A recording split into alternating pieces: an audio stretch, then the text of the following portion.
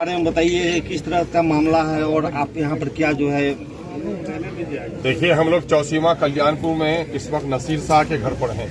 वो नसीर शाह जिसको 5 तारीख को पुलिस उठाकर ले गई और 8 तारीख को थाने से उसकी लाश निकली। ये बिहार की हुकूमत है कि पुलिस के यहाँ 24 घंटे के अंदर में उसको मजिस्ट्रेट के सामने भी किसी को पेश करना है।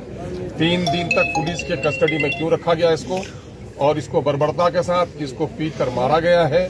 ऐसे पुलिस अफसरों को फौरी तौर पर नौकरी से बर्खास्त किया गया, बल्कि ऐसे लोगों को फांसी की सजा दिया गया।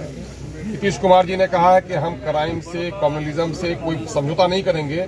नीतीश कुमार जी, आपका चेहरा सामने में है। ये कम्युनल एजेंडा है कि इलेक्शन को सामने में रखते हुए या किसी वर्ग विशेष को फायदा पहुंचाने के लिए मुस्लिम अकलियत के लोगों को डराया जा रहा है, धमकाया जा रहा है, पीटा जा रहा है। महिलाओं को पीटा गया है, जो ब्लाइंड है उसको पीटा गया है, 2-3 साल की बच्ची को पीटा गया है, और पूरा गांव घर छोड़कर भागा हुआ है।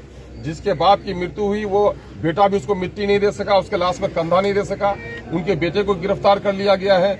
माने जिसका कत्ल हुआ वही लोग मुजरिम हैं, और जिन लोगों ने कत्ल किया, जिन लोगों ने अंधाधुंध लाठियां चलाई, उस पर पुलिस ने अब तक कोई कार्रवाई नहीं की है। हम लोग बिहार सरकार से मुतालबा करते हैं कि 50 लाख रुपये का मुआवजा इनको दे। जो लोग गिरफ्तार हैं फौरी तौर पर रिहा करे, पुलिस अफसर को नौकरी से बर्खास्त करे, उसको ऐसे लोगों पर मुकदमा चलाकर फांसी की सजा की सिफारिश करे। और तीसरा मामला है कि गांव से जो लोग भागे हुए हैं फौरी तौर पर इन लोगों की गिरफ्तारी पर रोक लगाया जाए। यहाँ पर मस्जिद में अजान पर भी पाबंदी लगा दी गई है। सुना ये लोग डरे हुए हैं, ये मामले को हटाया जाए। हम लोगों ने डीएम और एसपी को यहाँ की बातें कही हैं। हम लोग इस मामले को ऊंचे स्तर पर भी ले जा रहे हैं, और मीडिया के माध्यम से नीतीश कुमार की सरकार से मुतालबा कर रहे हैं कि फौरी तौर पर सरकारी सतह का कोई आदमी आए। नीतीश जी, आपके हृदय में जरा सी भी अगर बची हुई है इंसाफ की ललक, तो ऐसे परिवारों की खबर लेनी चाहिए। आपके पुलिस ने जो गुंडागर्दी की है उसके खिलाफ आपको उसको सजा देनी चाहिए।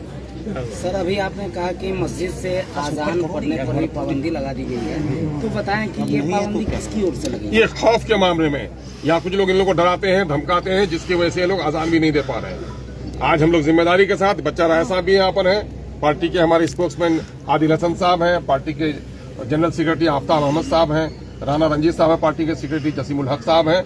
ये पूरी टीम हम लोग आए हैं फैक्ट फाइंडिंग के लिए, और हम लोग जा रहे हैं यहाँ से जाकर के डीजीपी को भी देंगे और हुकूमत बिहार के जिम्मेदार अफसरों को भी देंगे, चीफ सेक्रेटरी को भी हम लोग देंगे कि यहाँ क्या पुलिस की बर्बरता है। एक आदमी इतना कमजोर है कि अपना मुकदमा तक दर्ज नहीं करा पाया है। सरकार फौरी तौर पर इसकी तरफ से मुकदमा दर्ज करे और सरकारी सतह पर इस पर कार्रवाई करे।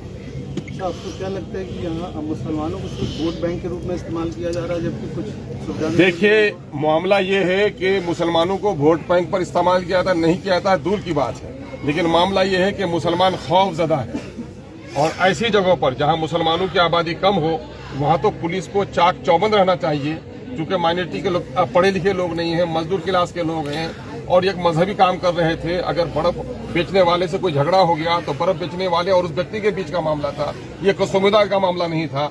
पुलिस ने जो बर्बरता की है उसकी जितनी भी निंदा की जाए कम है। ये मामला किसी समुदाय का नहीं है, बल्कि पुलिस वर्सेस यहाँ के शाह बिरादरी के मुसलमानों का। सर, आपको नहीं ऐसा लगता है क्या कि इसमें कहीं न कहीं एक छोटे से विवाद को तोड़ दिया गया है? अरे भाई, इसमें कोई शक ही नहीं, तिल को तार बनाया गया है। मैंने जो कहा अभी, ये बर्फ 5 रुपए के बर्फ के टुकड़े के खातिर लोगों की जान चली गई है।